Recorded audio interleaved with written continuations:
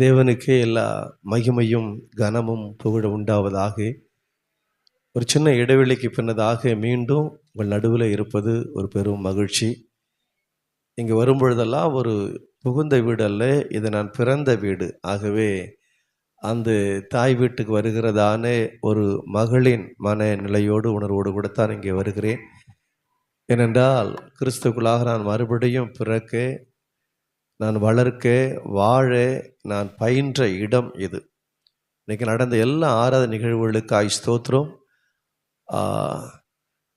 மாமாவுக்கு ஒரு பெரிய நன்றி. எங்களெல்லாம் நீங்கள் உருவாக்கி விட்டு இன்னும் எங்களை வளர்த்துக்கிட்டு இருக்கிறீங்க. அன்பு தம்பி அன்பு அவர்களுக்காக கர்த்தருக்குள் நான் நன்றி செலுத்துகிறேன். எங்களுடைய குடும்பத்தில் மிக பிடித்தமான ஒரு உறவு அவர்கள். இன்றைக்கி காலையில் ஆராதனை நடத்தின தம்பி மிலனாகட்டும், இன்றைக்கி வாலிப நாட்களில் திசை மாறிய சத்தியத்தை திருக்குகிற புரட்டுகிற அநேக வாலிபர்கள் ஆராதிக்கிற இந்த நாட்களில் இயல்பாக ஆராதிக்கிற அந்த பிள்ளைக்காக நான் கர்த்தரை ஸ்தோத்திரம் பண்ணுறேன். அது என்னுடைய கரத்தில் வளருகிற ஒரு பிள்ளை. தேவன் காத்து கொள்ள போகணும். இந்த நாட்களில் வாலிபர்களுடைய ஊழியத்துக்கு அதிகம் தேவை. அவரிடத்தில் தான் வேகம் இருக்கிறது. அதே நேரத்தில் வாலிபர்களாக நீங்களே எங்களை விட்டுவிடக்கூடாது. உங்களுக்கு தேவையான விவேகத்தை கர்த்தர் எங்களிடத்தில் வைத்திருக்கிறார். வேகம் நல்லது. விவேகம் இல்லாத வேகம் ஆபத்தை விளைவித்து விடும். வேகமே இல்லாத விவேகம் வீணானது, அது பிரயோஜனமற்றது. ஆகவே இந்த இரண்டும் கூட்டணி வைக்குமேயானால் அந்த கூட்டணி கட்டாயம் ஜெயிக்கும், அது தோற்காது. ஆகவே அப்படிப்பட்ட நிலையில் இன்றைக்கி இந்த ஆராதனை, அதே மாதிரி வாசிக்கிற எங்கள் லில்லியை பார்க்கும்போது சந்தோஷமாக இருக்குது. மாமாவுக்கு பைபிள் மட்டும்தான் வாசிக்க தெரியுது, நீங்கள் எதையோ வாசிக்கிறீங்க. நான் அதை ரொம்ப யோசிக்கிறேன், எனக்கு இந்த மாதிரி கிருபைகள் இருந்தால் நல்லா இருக்குமென்னு சொல்லி நான் தேவனிடத்தில் அதை யாசிக்கிறேன். கர்த்தர் உதவி செய்யட்டும். கடந்த நாட்களில் தேவனுடைய ஊழியத்தில் தொடர்ந்து நாங்கள் இன்னும் வேதங்களை கற்றுக்கொள்ள, அதை கடைபிடிக்க நாங்கள் பிரயாசப்படுகிறோம். ஒரு சின்ன குழுவாக தேவ சமூகத்தில் நாங்கள் ஊழியத்தில் இருக்கிறோம். என்னோடு கூட அருமையான தம்பி புஷ்பராஜ் அவர்கள், தம்பி பால் ரமேஷ், மிலன் பால் போன்றவர்களெல்லாம், பால் லிவிங்ஸ்டன் போன்றவர்களெல்லாம் நாங்கள் இணைந்து செபிக்க, கர்த்தருடைய வேதத்தை கற்றுக்கொள்ள நாங்கள் அடிக்கடி கூடி வருவது உண்டு. நேற்று தினத்தில் ஏறத்தாழ நேற்றுக்கு முன்தினம் படுத்தது இரவு 3 மணிக்கு படுத்தோம். மறுநாள் காலை 6:55 எழுந்து அதற்கு அடுத்து ஜெபித்து கர்த்தருடைய வேதத்தை தியானித்தோம். எங்கள் நடுவிலே தம்பி புஷ்பராஜ் அவர்கள் கற்றுக் கொடுத்ததான காரியங்கள் நேற்றுக்கு எங்களுக்கு மிக பிரயோஜனமாக இருந்தது. ஆகவே நேற்றைய தினத்தில் நான் கற்றுக்கொண்டு கடைபிடிக்க கிருபையோடு பிரயாசிக்கிற அந்த காரியத்தை உங்கள் நடுவே நான் வைக்கிறேன். அந்த நேரத்தில் தம்பி புஷ்பராஜ் அவர்களுக்கும் நான் இதன் வாயிலாக நன்றி சொல்கிறேன். நேற்றைய தினத்தில் நீங்கள் எங்களுக்கு கற்றுக் கொடுத்தது எங்களுக்கு மிக பிரயோஜனமாக இருந்தது. நீங்கள் பாய்ச்சின அந்த வசனத்தின் வெளிச்சமும் எங்களுக்கு வெளிச்சம் கொடுத்தது. ஆகவே வசனத்தின் வெளிச்சத்தை காண நாங்கள் விரும்புகிறோம். அல்லேலூயா. நேற்றைய தினத்தில் சகோதரர்கள் கூடுகையில் பரவலாக சில காரியங்களை நான் பேசும்பொழுது ஒன்று சொன்னேன். இன்றைய கிறிஸ்தவம் இந்த வேதம் காண்பிக்கிற கிறிஸ்தவம் அல்ல. அநேகர் வழி விலகி இதுதான் கிறிஸ்தவம் என்று நம்புகிற இந்த காலகட்டத்தில் சரியான சத்தியத்தில், சரியான வேத வெளிச்சத்தில் நாம் கிறிஸ்தவர்களாக இருக்க வேண்டும் என்று சில காரியங்களை அங்கும் இங்கும் தொட்டு நான் சொன்னேன். இன்றைக்கு தேவனுடைய தாசர்களாக தங்களை காண்பிக்கிறவர்கள் சொல்லக்கூடிய லகுவான கிறிஸ்தவ வாழ்க்கையை இந்த வேதம் என்ன செய்யலை, போதிக்கவே இல்லை. கிரயம் செலுத்தக்கூடிய ஒரு கிறிஸ்தவ வாழ்க்கையைத்தான் வேதம் சொல்லுகிறது. இன்றைக்கு நம்முடைய கிறிஸ்தவ வாழ்க்கை வேதத்தின் தரத்தோடு கூட ஒப்பிட்டு பார்த்தோமையானால் நம்முடைய கிறிஸ்தவ வாழ்க்கை தரமான கிறிஸ்தவ வாழ்க்கையா அல்லது தரம் ஏற்றப்பட வேண்டிய ஒரு கிறிஸ்தவ வாழ்க்கை என்பது நல்ல தெளிவாக நமக்கு விளங்கிவிடும். கிறிஸ்து தன்னோடு கூட வருபவர்களை உற்சாகப்படுத்தவே இல்லை. நீங்கள் நல்லா கவனிச்சிங்கன்னா, தன்னை பின்பற்றக்கூடிய மக்களை அவர் உற்சாகப்படுத்தவே, திரும்பி பார்த்து எதுக்கு என் பின்னாடி வர, அவர் திரும்பி பார்த்து, அப்புறமா நீங்கள் வாசித்துக் கொள்ளுங்க. லூக்கா 14ஆம் அதிகாரத்தில் 25 முதல் நீங்கள் வாசிக்கும் பொழுது அவர் திரும்பி பார்த்து, யாதொருவன் என்னிடத்தில் வர வேண்டுமையானால், யாதொருவன் என்னிடத்தில் வந்து என்னை குருவாக ஏற்றுக்கொள்ள வேண்டுமையானால் அவன் தன் தகப்பனையாவது தாயையாவது மனைவியாவது பிள்ளைகளையாவது சகோதரனையாவது சகோதரிகளையாவது தன் ஜீவனையும் வெறுக்காவிட்டால் என் பின்னாடி வர்றதுக்கு நீ ஒரு கரையம் கொடுக்க வேண்டியிருக்கும். என் பின்னதாக நீ வருவதற்கு ஒரு விலை செலுத்த வேண்டியதாக இருக்கும். என் பின்னே நீ வர வேண்டுமே எனால் உன்னையே இழக்க வேண்டியதாக இருக்கும். நீ ஆயத்தமா? அடுத்து சொல்லுகிறார், தன் சிலுவை எடுத்துக்கொண்டு எனக்கு பின் செல்லாதவன் எனக்கு சீசனா இருக்க மாட்டான். கவனிங்க, ஒரு பறவை இருக்குது, அந்த பறவைக்கு காலும் இருக்குது, அந்த பறவைக்கு சிறகுகளும் இருக்கிறது. இந்த சிறகையே அது வெயிட்டா நினைக்குது. இந்த சிறகோட இருந்தா நான் நடக்கிறதுக்கு எனக்கு ரொம்ப கடினமா இருக்குது. இந்த சிறகு மட்டும் இல்லைன்னா என் வெயிட்டு பாதி ஆயிடும், நான் நல்லா வேகமா ஓட முடியும், வேகமா நடக்க முடியும் என்று அந்த பறவை தன் சிறகுகளையே கடினமான வலுவாக பாரமாக நினைத்தால், நல்லா கவனிங்க, ஒரு பறவை கிளையில உட்காருவது அந்த கிளையை நம்பி அல்ல, அந்த கிளையே முறிந்தாலும் அதால் பறந்து போய் விட முடியும், சிறகு அதை காப்பாற்றி விட முடியும். ஆகவே சிலுவை என்பது நான் சுமப்பதற்கான ஒன்று மட்டும் அல்ல, சிகரத்தை நோக்கி பறப்பதற்காக தேவன் கொடுத்த சிறகு அது. ஆகவே சிலுவையை பாரமாக எண்ணிவிட்டால் நம்ம சிகரத்தை அடைய முடியாது. இதைத்தான் வசனம் சொல்லுகிறது. அதே லூக்கா 14:33 சொல்லுகிறது. அது சொல்லக்கூடிய காரியம் என்ன? தனக்கு உண்டான எல்லாவற்றையும் ஒருவன் வெறுத்து ஒதுக்காவிட்டால் அவன் எனக்கு, வாசிங்களேன், லூக்கா 14:33 வசனம்.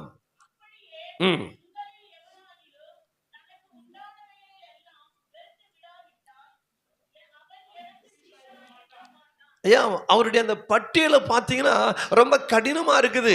இதெல்லாம் வாசிச்ச பிற்பாடு, இதெல்லாம் அவர் சொன்ன பிற்பாடு, இவைகளெல்லாம் கேட்ட பிற்பாடு இவருக்கு பின் செல்வதா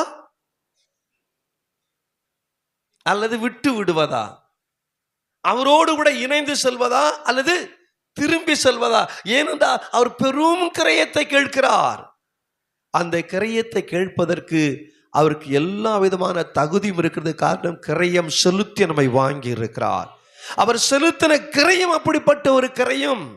கிறிஸ்துவ வாழ்வு என்பது நமக்காக வாழக்கூடிய வாழ்வு அல்ல. ஏதோ நான் கொஞ்சம் கொஞ்சமா நான் சுருங்க அவர் பெருகிறது இல்லை. அவர் பெருக பெருக நான் சுருங்கிறது ஆரம்ப வாழ்க்கை. அதுதான் அடிச்சுவட்டு வாழ்க்கை, அதுதான் ஆரம்பத்தின் துவக்கம், அதுதான். ஆனா முடிவு என்ன தெரியுமா? இனி நான் அல்ல, கிறிஸ்துவே என்னில். ஐயா, முழுக்க முழுக்க அவராலேயே நிறைத்து விட விரும்புகிறார், அவராலேயே என்னை நிறைக்க விரும்புகிறார். நானே என்னை நிறைத்து கொண்டிருக்கிறேன். என்னை நிறைச்சிக்கிட்டு இருக்கிறேன்னா கொஞ்சம் கொஞ்சமா காலியாகி அவர் உள்ளக்க வர்றதில்ல, அவர் உள்ளே வருவதனாலே நான் வெளியே செல்ல வேண்டும். கொஞ்சம் நுட்பமான காரியம் தான், புரிஞ்சுக்கிட்டீங்கன்னா நல்லா இருக்கும். நான் சுருங்குவதினாலே அவர் விரிவடைவது அல்ல, எனக்குள்ளே அவர் வருவதினாலே நான் வெளியேற்றப்பட வேண்டும். வாசிக்கலாம், யோவான் 15 யோவான் 15 4வது வசனம். யோவான் 15 நான் வாசிக்கிறேன். நிலைத்திருங்கள், நானும் உங்களில் நிலைத்திருப்பேன். என்னில் நிலைத்திருங்கள், நானும் உங்களில் நிலைத்திருப்பேன். இன்றைய செய்தியினுடைய தலைப்பு அபைட் இன் மீ. நிலைத்திருங்கள், நிலைத்திருங்கள்.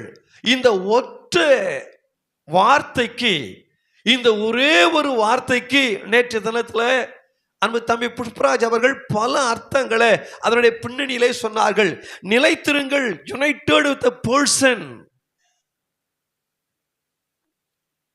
எல்லா விதத்திலும் ஒரு நபரோடு கூட இணைந்திருப்பது, இன் ஹார்ட், மைண்ட் அண்ட் சோல்.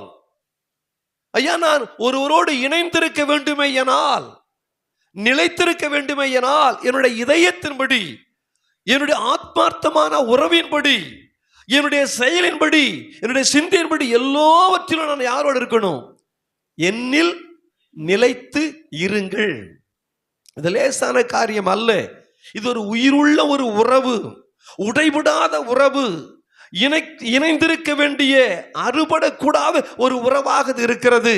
நான் அவர்களை நிலைத்திருக்க வேண்டும். நம்மெல்லாம் பார்க்கிறோம், இன்னைக்கெல்லாம் குட்டை தென்னை மரம் இருக்குது. ஆனா அந்த நாட்களை பார்த்தீங்கன்னா 35-40 வருஷம் அந்த தென்னை மரத்தெல்லாம் பார்த்தீங்கன்னா எத்தனை அடி இருக்கும் சொல்லுங்கம்மா? 60 அடி 70 அடி 80 அடி உச்சிக்கு போயிட்டா ஊரே பார்க்கலாம், அவ்வளோ உயரம். அங்க போயிட்டு இளநியை போட்டா கீழே உடைச்சு பார்த்தா உள்ள என்ன இருக்குது? நான் ஏதோ ஒரு ராக்கெட் சயின்ஸோ சொன்ன மாதிரி இது புரியலையேங்கிற மாதிரி நீங்க என்னை மிரட்டுற மாதிரியே பாக்குறீங்க. 70 அடி 80 அடி உயர போய் தென்னையில இருந்து தேங்காயை போட்டாலும் உள்ளக தண்ணி இருக்குதா? ஐயா, அத்தனை அடி உயரத்துக்கு அந்த தண்ணி அங்கே செல்ல என்ன காரணம்? அந்த வேருக்கும் மேலே இருக்கிற தென்னைக்கும் தேங்காய்க்கு என்ன இருக்குது? ஒரு உயிருள்ள. ஏன் இப்ப நீங்க திறந்தாங்க தண்ணி வருதா இல்லையா? பைப்புல எப்படி தண்ணி வருது? டேங்க்ல டேங்குக்கு தண்ணி எப்படி போச்சு? பூமியில இருந்து எப்படி போச்சு? மோட்டார் வைக்கிறீங்களா? ஒரு செயற்கையான ஒரு உறவை ஏற்படுத்தி இங்க இருக்கிற தண்ணியை மாடிக்கு ஏற்றி திறந்தா வருவதற்கு ஒரு செயற்கையான ஒரு உறவை நீங்கள் ஏற்படுத்தி வச்சிருக்கிறீங்க. ஆனா அந்த தென்னைக்கு தேவன் எதுவும் 1 ஹார்ஸ் பவர் 2 ஹார்ஸ் பவர் அப்படிப்பட்டதான ஒரு செயற்கையா ஒரு பம்பை வச்சு நீ ரொம்ப உயரமா போயிட்ட, நீ உயரமா போயிட்டதுனால தண்ணி அனுப்பஎனக்கு கஷ்டமா இருக்குது, 4 மோட்டாரை செட் பண்றேன் தண்ணி வரும் வாங்கி வச்சுக்க. அப்படி இல்லையா? மேலே இருக்கிறதான அந்த இளநீருக்கும் கீழே உள்ளதான அந்த வேருக்கு உயிர் உள்ள தரப்பு இருக்கிறதுனால இங்க இருந்து தண்ணி எங்க போகுது? மேலே உள்ளதான அந்த தேங்காய் அந்த இளநீர் அது பயன் கொடுக்க வேண்டும் என்றால் ஒண்ணுங்க, அது எங்க இருக்கணும்? அந்த மரத்துல அது இருக்கணும், அதை வச்ச இடத்துல அது இருக்கணும். அதை வச்ச இடத்துல அது இருந்தாலே போதும். என்ன செய்ய முடியும்? ஏதோ ஒரு அணிலோ அல்லது ஏதோ ஒண்ணு ஏறி அதை கடிச்சு கீழே போட்டு எடுத்து என்ன ஆகுங்கிறீங்க? பிரயோஜனம் இருக்குமா? தரித்து இல்லாமல் அது தரிக்கப்பட்டு கீழே வந்தால் அதுக்கு அடுத்தது அது ஒரு பிரயோஜனமும் இருக்கிற வரைக்கும் தாங்க. இப்ப கை இருக்குதானே, உங்க பாடியோட அது கனெக்டா இருக்குது. இப்படி பண்ண முடியுமா உங்களால? பண்ண முடியுது இல்ல? இது பண்ணுது நினைச்சிட்டு இருக்கிறீங்களா? வெட்டி போட்டுடலாம். இதை வெட்டி போட்டுட்டு பண்ணி பாருங்களேன். டைட்டஸ் முடியுமா? ஏன்? இது என்ன செஞ்சாலும் இந்த சரீரத்தோட இணைஞ்சு இருக்கனால தான் நீட்ட முடியுது, மடக்க முடியுது, எடுக்க முடியுது, கொடுக்க முடியுது. எல்லாமே காரணம் ஒரு உயிருள்ள உறவிலே சரீரத்தினுடைய அவயவங்கள் இணைந்திருப்பதினாலே. தேவன் சொல்லுகிறார், நீ என்னிலே நிலைச்சிருக்கணும், நான் என்ன செய்வேன்? அப்புறம் என்ன அர்த்தம்? அறுபடாத உறவு. இந்த உறவு அறுபட முடியுமா? தம்பி அன்பு பேசும்போது சொன்னாங்க, ஒரு மனிதன் ஜெபத்தை விரும்பி ஜெபத்தை நேசிச்சானா அவன் 2 காரியத்துல இருந்து என்ன செய்யணும்? ஒன்னு தூக்கம், அடுத்து சாப்பாடு. ஏன் உபவாசங்கிறோம்? சாப்பாட்டை ஒதுக்கி வைப்பதை நம்ம உபவாசம் சொல்ல, சாப்பாட்டை விட எனக்கு சமூகம் முக்கியங்கிறதுனால தான் நம்ம அதை உபவாசங்கிறோம். பக்கத்துல பார்த்து சொல்லுங்க, சோறு இல்லை, சமூகம் தான் முக்கியம். பிரியாணி இல்லை, பிரசன்னம் தான் முக்கியம். அதுதான் முக்கியம். அப்ப எது எனக்கு முக்கியம்? நான் தேவனோடு கனெக்டடாக இருப்பதற்கு சில காரியம் தடையாக இருக்குமேனால் அதை தரித்து விட்டு அவர் சமூகத்தில் நான் தரித்து இருப்பதைத்தான் கர்த்தர் விரும்புகிறார். நான் அவரோடு கூட ஐக்கியமாக இருந்தால் அவர் என்னோடு கூட ஐக்கியமாக இருப்பார். நீங்க போற எல்லா இடத்துக்கும் அவர் வராரு நீங்க நினைக்கிறீங்களா? சொல்லுங்களேன். நீங்க போற எல்லா இடத்துக்கும் அவர் வராரா? கண்டிப்பா வராரு. நல்லா கவனிங்கய்யா. அவர் அனுப்புகிற இடத்திற்கு நாம் சென்றால் அவர் நம்மோடு கூட வருவார். அவர் வச்ச இடத்துல நிலைத்திருங்கள். அதுக்கு என்ன தெரியுமா அர்த்தம் சொல்றாங்க? நிறைய அர்த்தம் சொல்றாங்க. என்ன இடத்துல உன்னை வச்சேனோ அங்க இரு, என்ன ஸ்தானத்தில் வச்சேனோ அங்க இரு, எதை எதிர்பார்த்து வச்சேனோ அந்த இடத்துல இரு, உங்ககிட்ட என்ன எதிர்பார்க்கணும் அதை கொடுக்க முடிக்கிற எண்ணிலே இரு. ஆதாமை எங்க வைத்தார்? தோட்டத்திலே கர்த்தர் வைத்தார். எதற்காக? தொடர்பு கொள்வதற்காக, ஐக்கியப்படுவதற்காக, அவனோடு கூட உறவாடுவதற்காக. வைத்த இடத்துல ஆதாம் இருந்தாரா? அன்பு வச்ச இடத்துல இருந்தாலும் வச்ச ஸ்தானத்துல இல்லை, வச்ச உறவுல. வச்ச இடம் ஏதேன் இருந்ததும் ஏதேன் தான். ஆனா வரும்பொழுது எந்த நிலையில் வைத்தாரோ அந்த நிலை இல்லாமல் அவர் திரிந்து போயிருந்தார். பாலா இருக்கிற வரைக்கும் நீங்க எடுத்து என்ன செய்யலாம்? ஒரு டீயை காஃபியை போடலாம், அது பாத்திரத்துல தான் இருக்கும். ஆனா இருக்க வேண்டிய நிலையில் அது இல்லைன்னா ஏதாவது செய்ய முடியுமா? ஒன்றும் செய்ய முடியாதுல்ல. ஒரு திரிந்து போன நிலை. அவர் வருகிறார், ஆதாமே நீ எங்கே? என்ன அர்த்தம் தெரியுமா? நான் வச்ச இடத்துல இருக்கிறியா, வச்ச ஸ்தானத்துல இருக்கிறியா, உன்னை எதிர்பார்த்து உன்னை வச்சேன், அந்த ஒன்னை கொடுக்கும்படி நீ எங்கே இருக்கிறாயா? என் வாழ்க்கையில என்ன நடந்தாலும் நல்லா கவனிங்க, நம்ம சாட்சி என்ன தெரியுமா? இயேசுவினிடத்துல பெற்றுக்கொண்டேன் என்பது சாட்சி. ஆனா பவுலுடைய சாட்சி என்ன தெரியுமா? எனக்கு லாபமா இருந்தவைகள் எவைகளோ எண்ணுகிறேன், அவைகளை விட்டேன் என்பது பவுலுடைய சாட்சி. பெற்றேன் என்பது நம்முடைய சாட்சி. இயேசுவை பெறுவதற்காக என் அந்தஸ்தையும் ஆசையும் இழந்தேன் என்பது சகேனுடைய சாட்சி. இயேசு வந்ததுனால என் வீட்டு கல்யாணத்துல குறைவுபட்ட ரசம் நிறைவாக்கப்பட்டது என்பது கல்யாண வீட்டாருடைய சாட்சி. குறைவுகளை நிறைவாக்குவது நல்ல சாட்சி தாயா. ஆனா அவருக்காக நானே குறைந்து போய் என்னிலே அவர் நிறைவதல்லவா அவர் எதிர்பார்க்கிறதான வாழ்க்கை. நான் குறைவதும் என்னிலே அவர் நிறைவதும். நான் மெல்ல மெல்ல மெல்ல நான் வெளியேறணும். இன்னும் டக்குன்னு அப்படி மூக்குக்கு மேல என்ன வருது? நமக்கு கோபம் வருதா? கணவர் ஒரு வார்த்தை சொன்னா நான் பேசி முடிக்கணும், என் வார்த்தை தான் கடைசி வார்த்தையா இருக்கணும். யோ நீ வாயை மூடும். இன்னைக்கு கொஞ்சம் யோசித்து பாருங்கள். என்னுடைய நண்பர் அருமையான அண்ணன் KS ராஜான்னு ஒரு அண்ணன் இருக்கிறாங்க தருமபுரியில். அவருடைய மனைவியை பற்றி எனக்கு ஒன்று அனுப்பியிருந்தாங்க. நான் அந்த அக்காவை ரொம்ப மதிக்கிறேன், நேசிக்கிறேன்.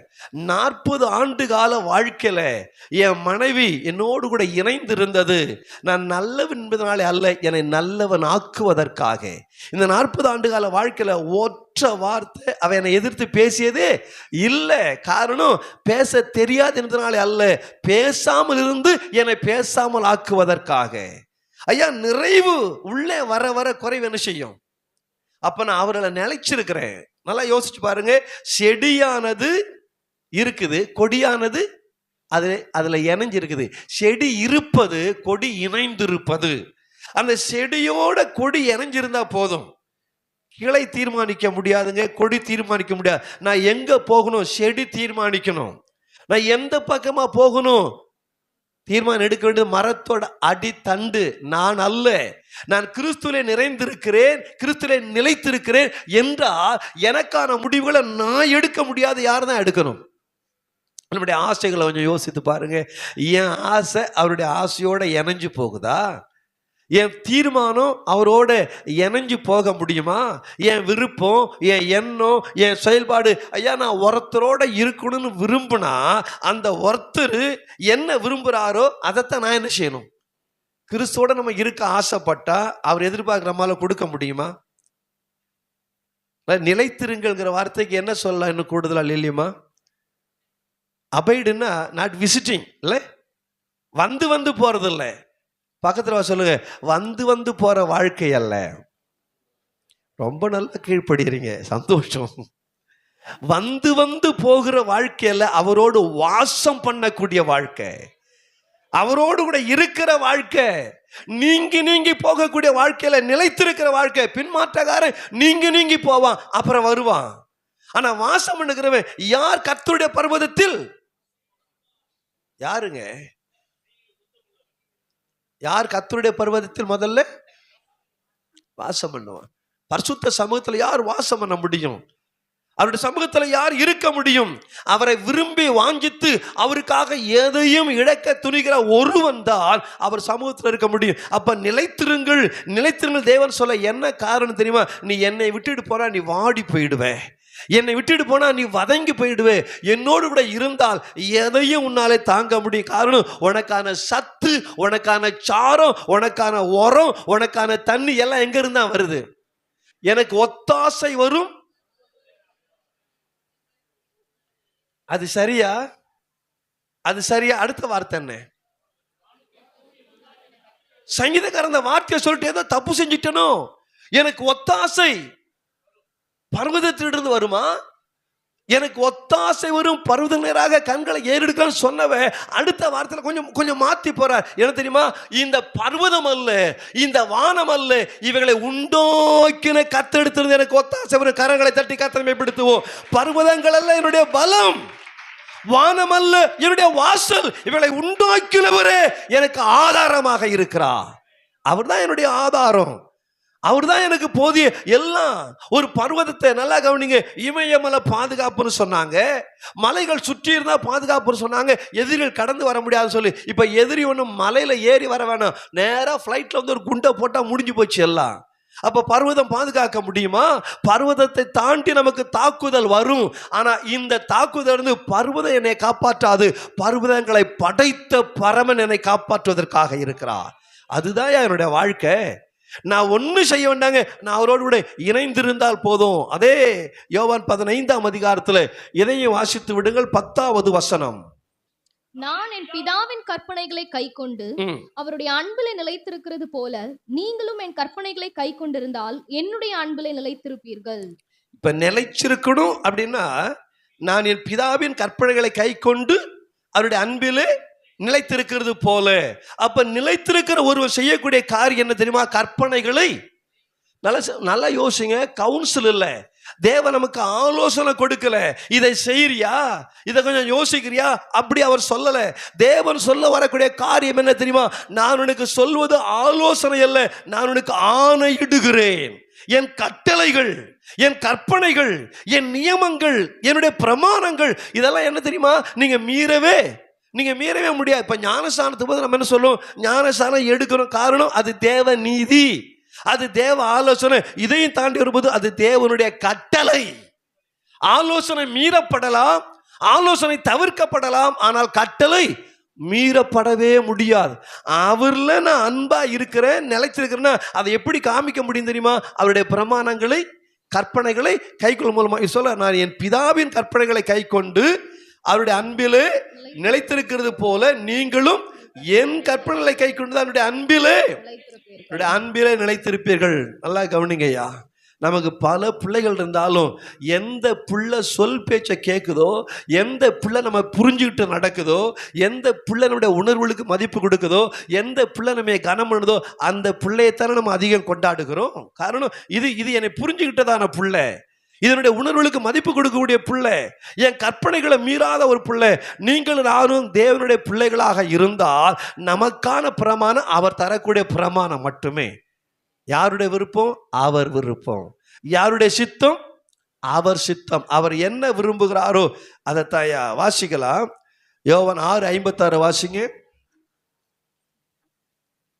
யோவான் 6:56. என் மாம்சத்தை புசித்து என் ரத்தத்தை பானம் பண்ணுகிறவனுக்கு என்னிலே நிலைத்திருக்கிறான். இங்க என்ன சொல்ல வராரு? என் மாம்சத்தை, என் ரத்தத்தை, பிந்தின நாட்களை வரக்கூடிய ஒரு பந்தி ஆராதனையே, ஒரு திருவிருந்தை கர்த்தர் அடையாளப்படுத்துகிறார். இதை வாங்கி புசியுங்கள், இது உங்களுக்காக பிற்கப்படுகிற என்னுடைய திரு சரீரமாக இருக்கிறது. இதை வாங்கி பானம் பண்ணுங்கள், உங்களுக்காக சிந்தப்படுகிற என் புதிய உடன்படிக்கையின் ரத்தமாக இருக்கிறது. ஆகவே என் மாம்சத்தை புசித்து என் ரத்தத்தை பானம் பண்ணுகிறவனுக்குள்ள நல்லா கவனிங்க, அந்த மாம்சத்தை புசிக்கிற நான் அவருடைய மாம்சமாகவே மாறி விடுகிறேன்.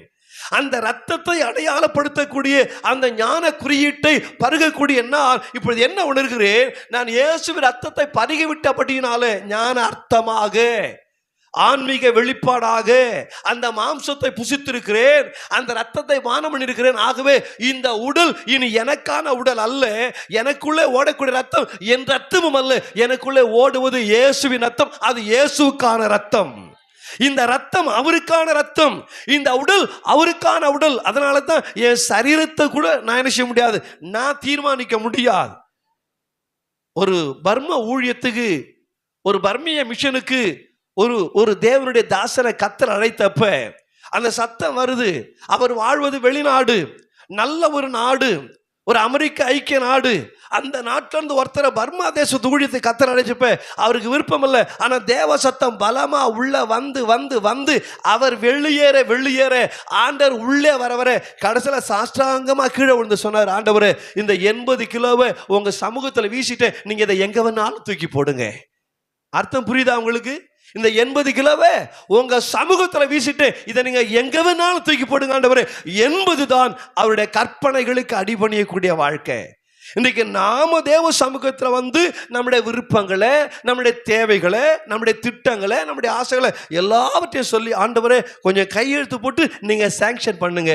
ஆனா உண்மையான கிறிஸ்தவன் வெத்து பேப்பரை கொண்டு வந்து தேவ சமூகத்தில் வச்சு, ஆண்டவரே நான் கையெழுத்து போட்டுக்கிறேன், என்னை குறித்து எதை வேண்டுமாலும் நீங்க ஃபில் பண்ணிங்க ஆண்டவரே, எனக்கான விருப்பம் இல்லை, எனக்கான ஆசை இல்லை, எதை நீங்க விரும்புறீங்களோ. என்னுடைய நண்பர் அசரியா என்று ஈரோட்டில் இருக்கிறார். அவருடைய பையன் 10th முடிச்சான், நல்லா படிக்க வைக்கலாம். உடனடியாக கொண்டு போய் கேரளாவில் அவனை கொண்டு போய் வேதாகம கல்லூரியில் சேர்த்தார். நல்லா வாசிக்கிறவன், நல்லா பாடுகிறவன், உலகத்தினுடைய கரைபடாத ஒரு இளம் பருவம், இன்னும் அவன் அப்படித்தான் இருக்கிறான். எனக்கு ரொம்ப பிடிச்ச பையன் ஷான், ஒரு சீன மிஷனுடைய பேர் அது. நான் கேட்டேன், அண்ணே இதுக்கு மேலே அவனை +1 படிக்க வச்சு +2 படிக்க வச்சு ஒரு கல்லூரிக்கு அனுப்பி, தேவனுடைய தேவை பெருசா இருக்குது. என்ன தேவனுடைய தேவை பெருசா இருக்குது. தேவனுடைய தேவையை சந்திக்கிற படிப்புக்கு நான் இவனை அனுப்புவனை தவிர, அவன் தேவையை சந்திக்க, என் தேவையை சந்திக்க என் பிள்ளை எனக்கு தேவையில்லை. என் பிள்ளை தேவனுடைய தேவையை சந்திக்க வேணும். ஒன்று பைபிள் காலேஜில் சேர்த்தாருங்க. அந்த மனுஷன் என் கூட இருக்கிறவங்களை பார்க்குறேன், என்னை விட வயதிலே சின்னவர்கள், ஆனால் ஆன்மீகத்தில் என்னை மிரட்டுகிறவர்கள், அவர்களோட இருப்பது எனக்கு பாதுகாப்பாக இருக்கிறது. உங்கள் கூட இருக்கிறவங்களை பற்றி கொஞ்சம் யோசிச்சு பாருங்க. யாரோட நீங்கள் இருக்கிறீங்க, யாரோ ஃபாலோ பண்ணுறீங்க. இவரோடு கூட இருந்தால் உங்கள் ஜப ஆவி மேலே போகுதா? இவரோடு கூட இருந்தால் உங்கள் ஜபம் மேலே போயிட்டு மாம்சம் கீழே வருதா? இல்லை இங்கே இருந்தால் கலகலப்பாக பேசி சிரித்து கடைசியெல்லாம் போனோன்னு ஐயோ மனசு ரொம்ப கலக்கமாயிடுச்சே, பிரசன்னத்தை இழந்த மாதிரி ஒரு ஃபீல் வருது, தேவனுடைய பிரசன்னத்தை தொலைச்சிட்டேன் என்கிறதான உணர்வு வருகிறதா? பிரசன்னத்தை காத்து கொள்ளுங்கள், தேவனுடைய சமூகத்தை காவல் பண்ணுங்கள். காரணம், நீங்கள் வச்ச இடத்துல அவர் வரும்பொழுது அவர் வச்ச இடத்துல நீங்கள் இருக்கணும்.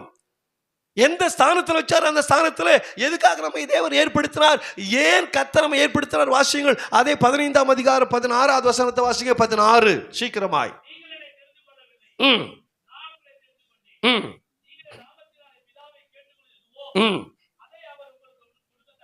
கொடுக்கத்தக்கதாக நீங்கள் போய் கனி கொடுக்கும்படி, உங்கள் கனியும் நிலைத்திருக்கும்படி நான் உங்களை.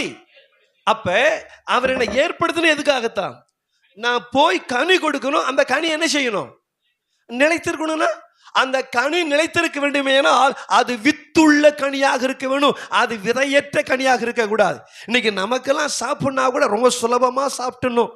அம்மிகளை மறந்துட்டோம், ஆட்டுகளை மறந்துட்டோம், துணி துவைச்சு அடிச்சு துவைக்கிறதெல்லாம் மறந்துட்டோம். இன்னைக்கு எல்லாம் மிஷினாக போச்சு, வாழ்க்கையே மிஷினரியாக போச்சு. நல்ல வேலை நான் ஒரு மிஷினரியாக போனேன் பர்கூருக்கு. வாழ்க்கையே மிஷனரியா போயிட்டு இருக்குது. கவனிங்க, இந்த பழம் சாப்பிட்னா கூட இப்போ நமக்கு என்ன ஆசை தெரியுமா? 4 திராட்சை வாங்கி வாயில போட்டு அது விதை வாயில போட்டா கஷ்டமா இருக்குன்னு. இப்போ என்ன திராட்சை நமக்கு தேவை? அது பேர் என்ன தமிழ்ல சொன்னா? விதை இல்லாத கனியை சாப்பிட்டு சாப்பிட்டு இன்னைக்கு வித்துக்களை பிறப்பிக்க முடியல. ஒரு வாடகைத்தாய் கிடைக்காதா? ஒரு குழந்தை யாராவது பெற்று தர மாட்டாங்களா? கல்யாணம் பண்ற எல்லாருக்கும் இன்னைக்கு குழந்தை. ஆண்டவருடைய படைப்பு என்ன தெரியுமா? தன் தன் ஜாதியின்படியே பிறப்பிக்கத்தக்கதான விதைகளை உடைய ஒன்றை ஏற்படுத்துறது கனி தரக்கூடிய வாழ்க்கைக்காக. அந்த கனியை யாராயிலும் பறிச்சு புசிச்சுட்டு அவன் கொட்டையை போடுற பாருங்க, அங்க கூட நீ விருட்சமாக விழுந்து முளைக்க வேண்டும். உன்னிலே தேவனைத்ததான ஜீவன் அது அறுபடாத ஜீவன். எங்க உன் ஜீவன் முடியுதோ இன்னொரு ஜீவன் ஏற்றப்பட வேண்டும். ஸ்தேவானுடைய ஜீவன் முடிந்தது, அங்கு பவுலுங்கதான ஜீவனை தேவன் ஏற்றி வச்சாரியா. அது வீரிய வித்து, அது புறப்பட்டது. 7ஆம் அதிகாரத்திலே ஸ்தேவான் அடக்கம் பண்ணப்படுகிறான். ஆனால் ஸ்தேவானால ஆரம்பித்த ஊழியம் அசுரத்தனமாக எழும்பி இருக்கிறதையா. ஊழியர்களை கர்த்தர் அடக்கம் பண்ணலாம், ஆனா ஊழியத்தை கர்த்தர் ஒரு நாள் அடக்கம் பண்ண மாட்டார். ஆக என் வாழ்க்கையில என்னை எதற்காக தேவன் ஏற்படுத்தினாரோ அந்த ஸ்தானத்துல, அந்த இடத்துல நான் இருக்க வேண்டும். கனியுள்ள வாழ்க்கை மட்டுமல்ல, அடுத்த விருட்சத்தை உண்டாக்கக்கூடியதான வித்து எனக்குள்ளாக இருக்கிறதா? வந்தோம் பார்த்தோம் பேசுறோம் இல்லைங்க. இங்கிலாந்தினுடைய ஒரு பகுதியில ஒரு மனுஷன் போயிட்டு பகல் நைட்டு முழுக்க அலைகிறான். எதுக்காக தெரியுமா?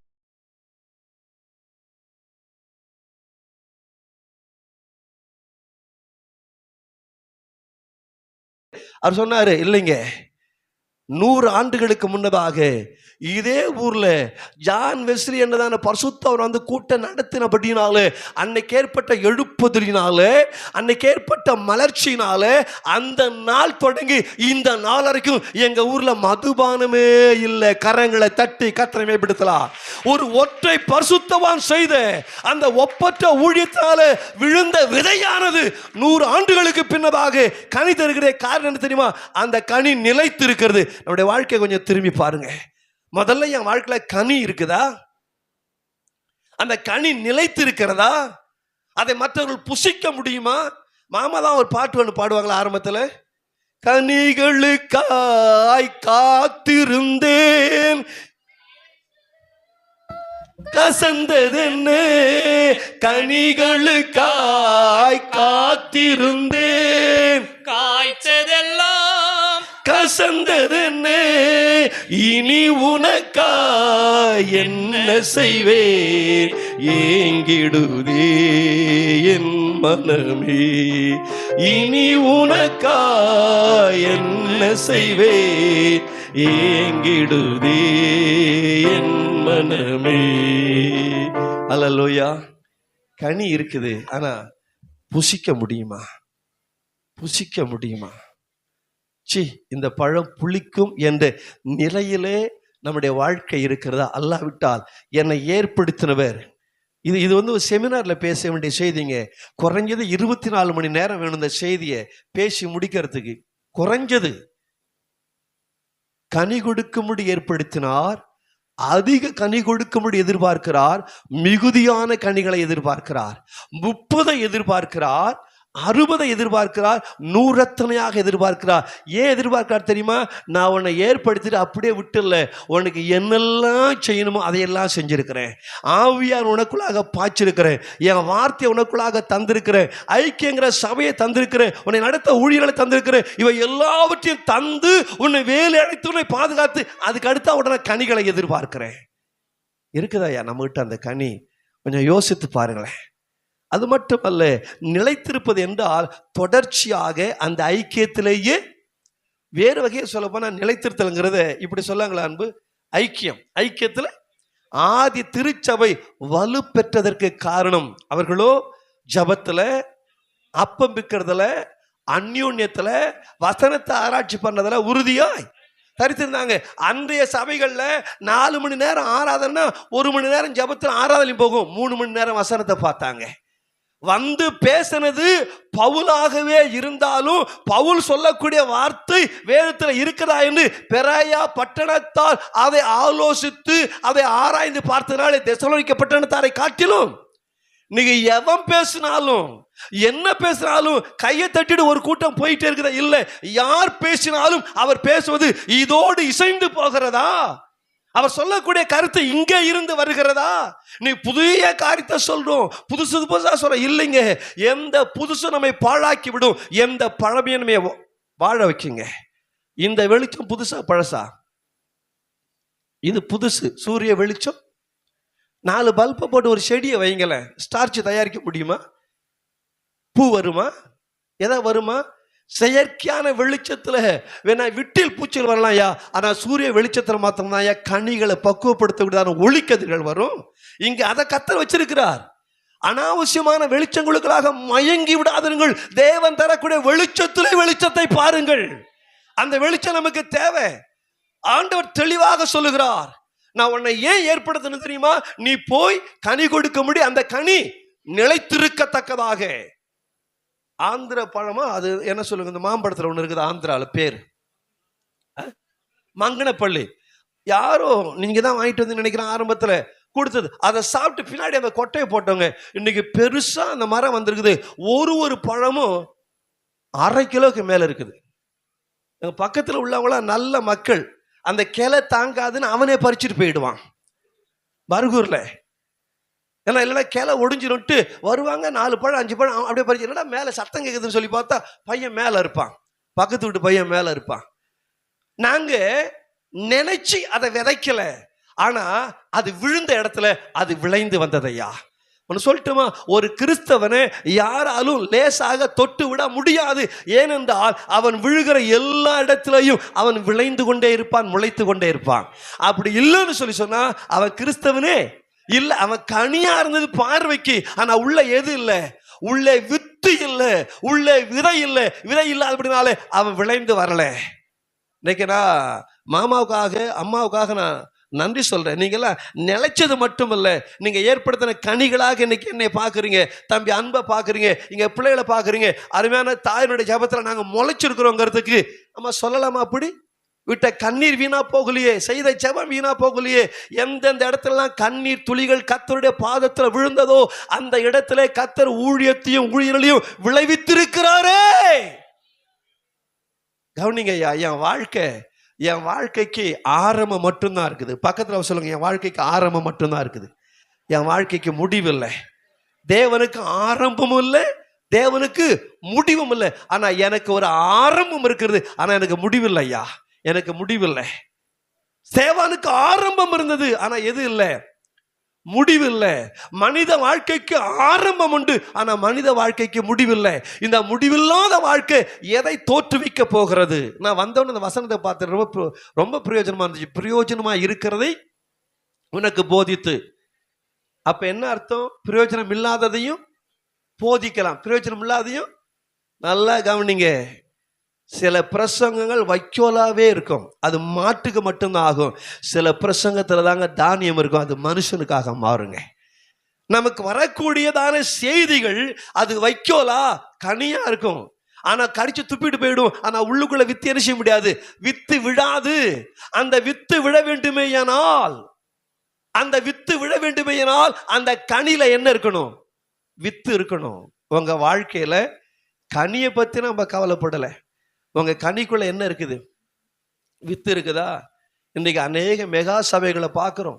ஆயிரக்கணக்கில், 2000 கணக்கில், 10,000 கணக்கில் மக்கள் வராங்க போறாங்க. ஆனா ஆயிரக்கணக்கில் 10,000 கணக்கில் வந்தும் அந்த மக்கள் கனியுள்ள ஜீவியம் செய்யலாம் என்பதை கர்த்தர் மட்டுமே அறிவார். நேற்றைக்கு சொன்னேன், 2 ஃப்ரெண்ட்ஸுங்க, ஒருத்தங்கிட்ட நிறைய கல் இருந்துச்சு, வைரம், வைடூரியம், கோமேதகம், எஸ்பி, இந்திரனிலும், இப்படி ஏகப்பட்ட கல்லை வச்சுக்கிட்டே இருந்தான். வாழ்க்கையில எல்லாம் தீர்ந்து போச்சு. இப்ப சாப்பாட்டுக்கு வழியில ஒரு கல்லை விற்கலாம்னு சொல்லி பாக்குறான். ஆனா அவனுக்குள்ள ஒரு அச்சம். என்ன அச்சம் தெரியுமா? இந்த கல்லுக்குரிய காசு கிடைக்குமா, இதை போட்டா இந்த பணத்தை எடுக்க முடியுமா பார்த்துட்டு அதை விற்கவே இல்லை, வச்சுக்கிட்டே இருக்கிறான். அவன் ஃப்ரெண்டு வந்து கேட்கறான், அவங்ககிட்ட 2 கல் இருக்குது, ஏன்டா அப்படி இருக்கிற? இல்ல, இந்த கல்லை வச்சுட்டு இதை வித்து வாழலான்னு சொல்லி பார்த்தா இது அப்படியே காலங்காலமா எங்க தாத்தா எங்க அப்பாலாம் வச்சிருந்தாங்க, இதை வித்தா உரிய காசு கிடைக்குமா தெரியல, வச்சுக்கிட்டே இருக்கிறேன். அடப்பாவி, இவன் வாழ்ந்துட்டான். காரணம் இவங்கிட்ட இருந்து என்ன தெரியுங்களா? ஆட்டுக்கல்லும் அம்மிக்கல்லும், ஆட்டுக்கல்லையும் அம்மிக்கல்லையும் வச்சுட்டு வாழ்க்கை வாழ்ந்துட்டான். ஆனா எதை வச்சுட்டு வாழ முடியல? நான் சொல்லட்டுமா, சின்ன சபைகள் ஆட்டுக்கல்லா இருக்கலாம், அம்மிக்கல்லா இருக்கலாம், ஆனா இங்க அரைச்சி சாப்பிடுறது ஆரோக்கியம் ஐயா. இதுல கர்த்தர் ஜீவனே, இங்க கர்த்தர் ஜீவன் வச்சிருக்கிறார். ஐயோ, அங்க 1000-2000 பேர் இல்ல, ஒன்னே எங்க கர்த்தர் ஏற்படுத்தினாரோ என்னைய பருகூர்ல கர்த்தர் ஏற்படுத்தி வச்சிருக்கிறார். அந்தியூர்ல சபை ஆரம்பிக்க முடியும், திருப்பூர்ல சபை ஆரம்பிக்க முடியும். ஏட்ட ஞானசாரம் பெற்ற அநேக மக்கள் திருப்பூர்ல இருக்கிறாங்க. கோயம்புத்தூர்ல சபை ஆரம்பிக்க முடியும். இங்க எங்க கிட்ட படிச்சு இன்னைக்கு வேலைக்காக கோயம்புத்தூர் போய் செட்டில் ஆனவங்க அங்க இருக்கிறாங்க. ஆனா என்னை ஏற்படுத்துறது கோயம்புத்தூருக்காக அல்ல, திருப்பூருக்காக அல்ல, ஈரோட்டுக்காக அல்ல. என்னை ஏற்படுத்துறது பருகூருடைய 33 மலை கிராமங்களுக்காக. நான் அங்கத்தான் இருப்பேன். நான் அறியப்படாதவனாக இருக்கலாம், எனக்கு அதை பத்தி கவலை இல்லை. ஏன்னா பரலோகம் என்ன அறிந்திருக்கிறது. எங்க கர்த்தர் என்னை வச்சாரு, நான் என்ன செய்யணும்? அவர் எனக்கு சொன்னதை செய்யணுங்க. அவருக்கு சொன்னதை தான் செய்யணும், சொல்லாத என்ன செய்யக்கூடாது. சவுல கர்த்தர் எதுக்கு அழைச்சார்? ராஜ்ய பாரம் பண்ண அழைச்சாரா? ஆசாரிய பணி செய்ய அழைச்சாரா? ஆசாரிய பணி யாருக்குரியது? சாமுவேலுக்குரியது. ராஜ்ய பணி யாருக்குரியது? சவுலுக்குரியது. ஆனா சாமுவேல் வர தாமதம் ஆயிட்டா கர்த்தர் சவுல கேட்பாரா, சாமுவேல கேட்பாரா? சாமுவேல தானே கேட்பாரு. ஆனா இவன் என்ன செஞ்சான்? உன்னை வச்ச ஸ்தானம் எது? உன்னை வச்சது ராஜஸ்தானம் என்றால் அந்த நான் ராஜஸ்தானம் சொல்லல, ராஜாவுடைய ஸ்தானத்தை சொல்றேன். நீங்க தப்பா விளங்கிக்காதீங்க. இது வேற நமக்கு ரொம்ப யோசிச்சு பேச வேண்டியதா இருக்குது. ராஜஸ்தான்ல கர்த்தர் வைக்கல, ராஜாவின் ஸ்தானத்துல கர்த்தர் வச்சிருக்கிற. உன்னை ஆசாரியனாக கர்த்தர் வைக்கல. ஆகவே அந்த ஆசாரியன் வருவதற்கு தாமதித்தா உன் ஸ்தானத்தை மாற்றாத. ஏன்னா உன் ஸ்தானம் படையெடுத்து மக்களை காப்பது, அவன் ஸ்தானம் பிரார்த்தனை செய்து பலி செலுத்தி மக்களை ஆசீர்வதிப்பது. இந்த ஸ்தானத்தை மாற்றக்கூடாது. கர்த்தர் நம்ம எங்க வச்சிருக்கிறார்? ஏன் இடத்துல? நான் பக்கத்துல பார்த்து கேளுங்களேன். தங்கச்சி அலமேலு, கர்த்தர் உங்களை வச்ச இடத்துல இருக்கிறீங்களா? அண்ணன் ஸ்டீபன் இருக்கிறாங்க. எனக்கு மீச வராத நாட்கள் இருந்து பார்த்தவங்க. அன்னையிலிருந்து இன்னை வரைக்கும் வச்ச இடத்துல இருக்கிறீங்க. நிச்சயமா உங்க கிரீடத்தை யாரும் இடிச்ச முடியாது. அதே ராஜா தான் சொன்னாங்க, வசனத்தை பேசினா யாருக்கு விளங்கலிங்க அண்ணே. நான் ஒரு சபையில போய் சொல்ல, உன் கிரீடத்தை ஒருவனும் பற்றிக்கொள்ளாதபடி ஜாக்கிரதைன்னு சொன்னா ஒருத்தனுக்கு விளங்கல. உன் பந்தய பொருளை, உன் பரிசு பொருளை வேறு ஒருவனும் எடுத்துக்கொள்ளாதபடி உன் ட்ராக்ல நீ ஓடுன்னு அர்த்தம். நீ ஓடி ஜெயிக்கலாம், ஆனா எல்லாம் போட்டு பார்க்குறப்ப இல்லையே, நீ தடமாறி ஓடி இருக்கிற. உன் ட்ராக்கை விட்டு நடந்திருக்குதாங்கண்ணா? இது ஒலிம்பிக்ல நடந்திருக்குதா? பந்தயம் நடந்திருக்கா? எதுல ஓடி இருக்கணும்? எனக்கு நியமிக்கப்பட்ட அந்த தடத்துல, எனக்கு நியமிக்கப்பட்ட அந்த ட்ராக்ல நான் ஓடி முடிச்சா என் வெற்றி வெற்றியாக கருதப்படும். கொஞ்சம் 2 ஸ்டெப் அந்த ட்ராக் விட்டு இந்த ட்ராக் வந்துச்சுன்னா எது கிடைக்காது எனக்கு. அப்புறமா வாசித்துக் கொள்ளுங்க. எஸ்ரா 2ஆம் அதிகாரத்துல வாசிக்க வேண்டாம், 60, 61, 62 வருது. ஒரு கூட்டம் ஆசாரியர்கள் பரிசுத்தமானதுல புசிக்கிறது அவங்களுக்கு முடியல. ஏன்னா அந்த வம்ச பட்டியலை பார்த்தா அந்த லேவியர் வம்சத்துல அவங்களுடைய பெயர் விடுபட்டு இருக்குது. அவங்க என்ன செய்யல தெரியுமா? ஆரோனுடைய அந்த எலியாசுடைய வம்சத்துல நான் வந்தேன், பினகாசுடைய வம்சத்துல வந்து தன்னுடைய வம்சத்தினுடைய பட்டியலை பரிசோதித்து அதை பாதுகாக்காதபடியினால, அந்த ட்ராக்கை தவற விட்டதுனால நெகேமியா சொல்றான், நீங்க இந்த பரிசுத்தத்தில் என்ன செய்யக்கூடாது? பலிபீடத்தில் நீங்க புசிக்க கூடாது. தங்களுடைய பெயரை காப்பாற்றாத, மரபை காப்பாற்றாத, வம்ச வழி பட்டியலை பாதுகாக்காத அந்த லேவியர்கள் பரிசுத்தமானதை புசிக்க முடியல. ஆசாரிய ஊழியத்திலிருந்து அவர்கள் விலக்கி வைக்கப்பட்டார்கள். ஆனா இன்னைக்கு நாமோ இஸ்ரவேலின் காணியாட்சிக்கு புறம்பாக இருந்தோம். ரத்தத்தால மீட்டு நம்மை பரிசுத்த ஜாதியாய் சொந்த ராஜரீக ஆசாரிய கூட்டமாக இந்த அற்புதமான செய்தியை சொல்வதற்கு அவர் தெரிந்து கொண்டார. என்ன கொடுத்திருக்கிறோம் ஐயா? அவன் பேரை காப்பாத்தல, பேரை எடுத்துட்டாரு. ஆனா நம்மைய ரத்தம் சிந்து இந்த ஊழியத்தில் கொண்டு வச்சிருக்கிற சொல்லாரு, நான் வச்ச இடத்துல, வச்ச ஸ்தானத்துல, வச்ச நோக்கத்துல நிலைத்திரு. இதை தாண்டி ஐயா யாக்கோபு அங்க போயிட்டாரு. எங்க யாப்போக்கு என்ன ஆற்றங்கரைக்கு யாரை மீட் பண்ணிட்டாரு? சொல்லுங்களேன், கொஞ்சம் பேசல. யாரை மீட் பண்ணிட்டாரு? தேவனுடைய தூதனானவரை. ஆனா யாரை மீட் பண்ண வேண்டியிருக்கு? அடுத்தது ஏசா மீட் பண்ணணும். ஏசா கிட்ட போனா உயிர் தப்புமா தெரியாது. இங்க யாரை மீட் பண்றாரு? உயிர் போறதுக்கு முன்னாடி உயிரை தந்தவரை மீட் பண்றாரு. அவர் சொல்றாரு, எப்பா விடியுது, நான் என்ன செய்யட்டும்? அவர் சொல்றாரு, என்ன செய்யுது? ஏன் போக விடு? சொல்லுங்க, ஏன் போக விடு? பொழுது உங்களுக்கு விடிஞ்சு போச்சு, எனக்கு என்ன விடியலையா? உங்களுக்கு விடிஞ்சு போச்சு, எனக்கு என்ன செய்யல? நான் அங்க போனா நான் முடிஞ்சு போயிடுவேன். எனக்கு விடியணும்னா நீர் என்னை தொட்டு ஆசீர்வதித்தால் நான் போக விடேன். அதை பெறுகிற வரைக்கும் அந்த உறவிலே தரித்திருந்து, அந்த உறவிலே நிலைத்திருந்து, அதை வலுக்கட்டாயம் அல்ல அவர் விடுங்கிறாரு. கடைசியில எப்படிதான் விட்டான்? விடுவதற்கு முன்னாடி அவர் தொட்டார். எங்க தொட? நல்ல சந்து. அது நாம தொடப்பட வேண்டிய சந்துக்கள்லாம் இருக்குதுங்க. அப்படி சந்துக்கள்லாம் தொட்டா சந்துக்கள் தோறும் பதிவிருப்பவர்களுக்கு நம்ம கத்த தப்புவிக்க முடியும். தொட்ட உடனே யாக்கோபு எப்படி வராரு? இதுக்கு என்ன அர்த்தம் தெரியுமா? அலமேலுடைய வாழ்க்கையில வெளிப்படையான மாற்றம் இருக்குதுன்னா காரணம் தேவன் தொட்டு இருக்கிறார். நடையிலே மாற்றம், உடையிலே மாற்றம், வாழ்க்கை பாணியிலே மாற்றம். எல்லாம் கல்லூரிக்கு வராங்க, முடியெல்லாம் செம்பட்டியா இருக்குது, இங்க இப்படி எல்லாம் பண்ணிருக்கிறாங்க, நீ மட்டும் ஏன் நீளமான முடியோட வர? ஏன் தெரியுமா? கர்த்தர் என்னை தொட்டு இருக்கிறார். அவர் வச்ச கலரு போதும், எனக்கு செம்பட்ட தேவையில்ல, இங்க சுருட்டி தொங்க விட தேவையில்ல, தலைமையில கீரிய படுக்க வைக்க தேவையில்ல. காரணம் தெரியுமா? நான் கர்த்தராலே தொடப்பட்டவன். அவர் தொட்டிருப்பார். ஐயானால் தொட்டவருக்காக, என்னை தொட்டு முடித்தவருக்காக என்னுடைய முடிவுகள் இருக்கணுமே தவிர என் முடிவை நான் எடுக்க முடியாது. ஐயா, என் வாழ்க்கையை நான் யாருக்கு அர்ப்பணிக்க போறேன்? ஒரே ஒரு தீர்மானம் யாக்கோபு செய்தான். அதாவது 22ஆம் அதிகாரத்துல யாக்கோபு ஓடும்போது ஒண்ணுமே இல்லைங்க. ஆனா கர்த்தர் தேடி வந்தாருங்க. வாசிக்க வேணாம். தேடி வந்தவர் சொன்னாரு, உன் கூட வருவேன், உன் கூட இருப்பேன், திரும்ப என்ன செய்வேன்? திரும்ப வர பண்ணுவேன், நான் உன்னை விட்டு என்ன சொல்லார் தெரியுமா? நான் சொன்னதை செய்யுமல உன்னை நான் நிலைச்சிருப்பேங்கிறார். உன் கூட என்ன செய்வேன்? நான் உன் கூட யாக்கோபே நிலைத்திருப்பேன். 22வது அதிகாரத்துல 28ஆம் அதிகாரத்துல யாக்கோபோடு கூட அவர் சொன்ன வார்த்தை நான் உன்னிலே நிலைத்திருப்பேன். 32ஆம் அதிகாரத்துல திரும்பி வராரு. இப்ப எத்தனை பரிவாரம், எத்தனை மனைவி? சில பேர் யோசிக்கிறவங்க பழைய ஏற்பாடா இருந்தா எவ்வளவு நல்லா இருக்கும். 4 மனைவி, பிள்ளைங்க, 2 பரிவாரம் எல்லாம் வருது. ஆனா இப்ப என்ன கேள்வி தெரியுமா? நாளைக்கு இதோட என்னால கொடுத்தன பண்ண முடியுமா? என் கதையை முடிக்க யார் வர்றது? உன் கதை தேவனோடு ஆரம்பித்திருக்குமே ஏனால் அதை முடிக்க எந்த ஏசாக்களால முடியாது. தேவனே அவனுடைய தொடர்ச்சியாக இருப்பார், துண்டிக்கப்பட மாட்டாய். நான் யாரோடு கூட இணைந்திருக்கிறேன். அவன் போனா காலில் விழுந்துட்டான். எப்படி போனா தெரியுமா? இருக்கிறதெல்லாம் அப்படியே. ராகேலா விட்டான், லேயாலா விட்டான், சில்பாலா விட்டான், பில்காலா விட்டான், பிள்ளைகளா விட்டான், ஆடை விட்டான், மந்தையா விட்டான், மேல எல்லாத்தையும் போட்டு அப்படியே எங்க போயாச்சு.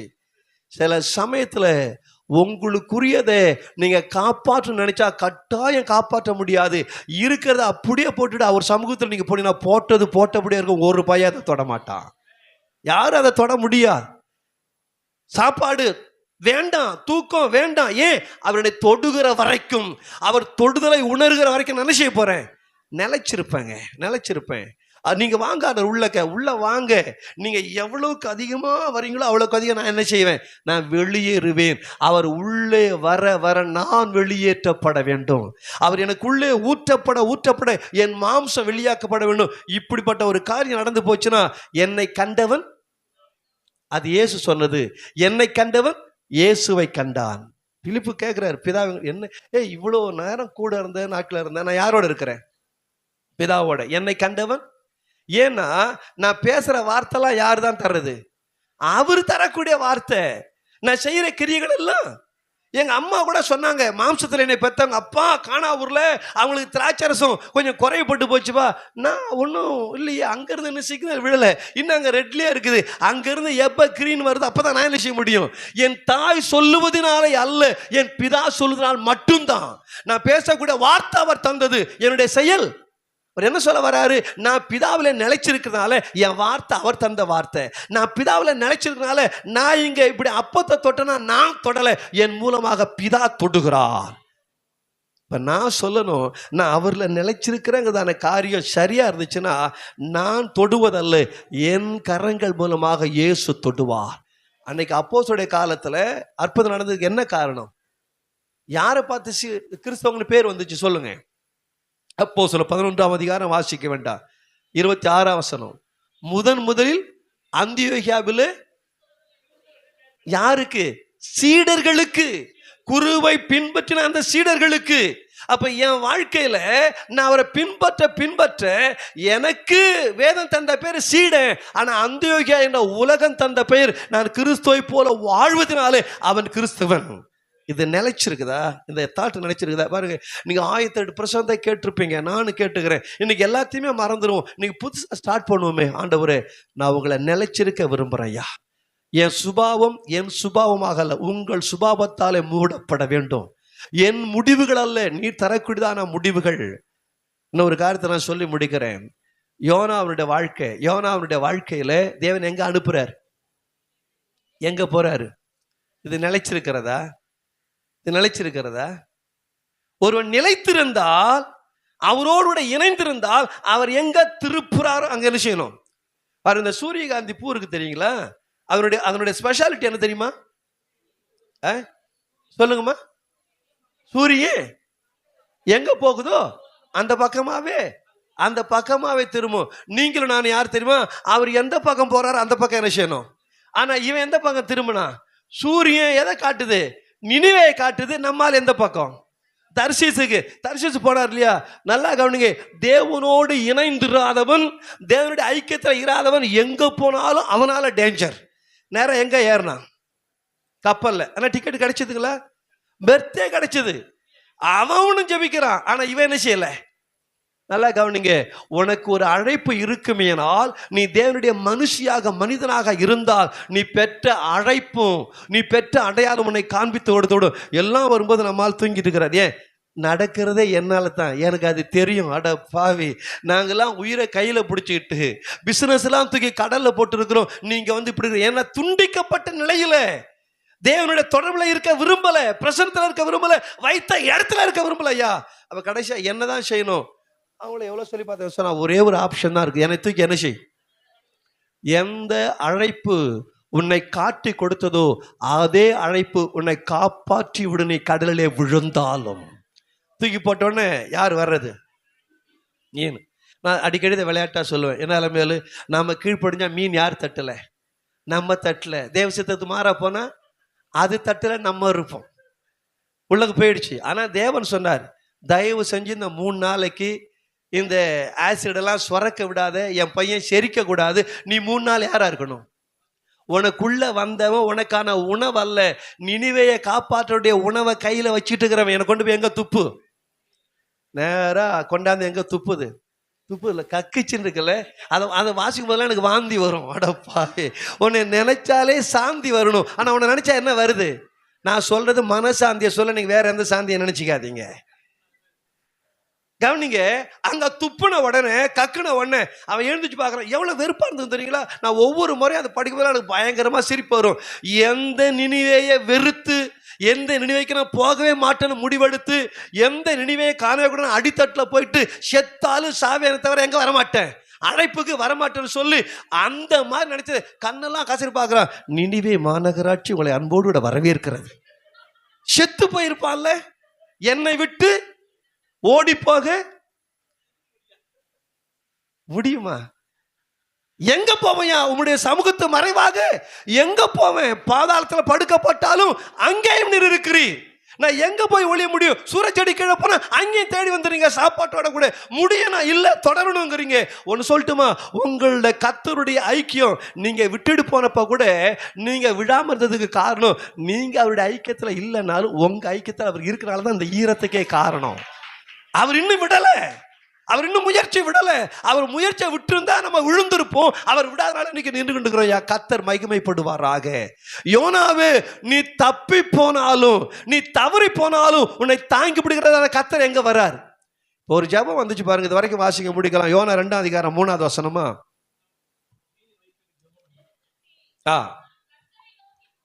எங்க இருந்துமா?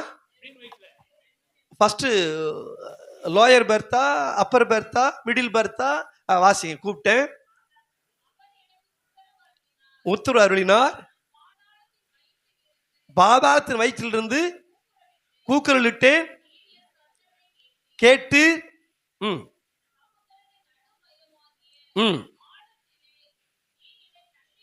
தள்ளிவிட்டீர். சூழ்ந்து கொண்டது உம்முடைய வெள்ளங்களும் அலைகளும் என்மேல் புரண்டது.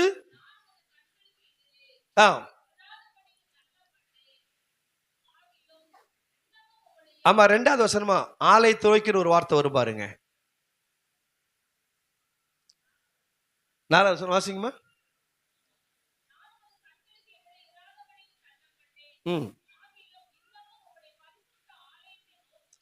இன்னமும் ஆலயத்துல இருந்தப்போ நோக்காதவன் எங்க இருந்தப்போ நோக்கிறான்?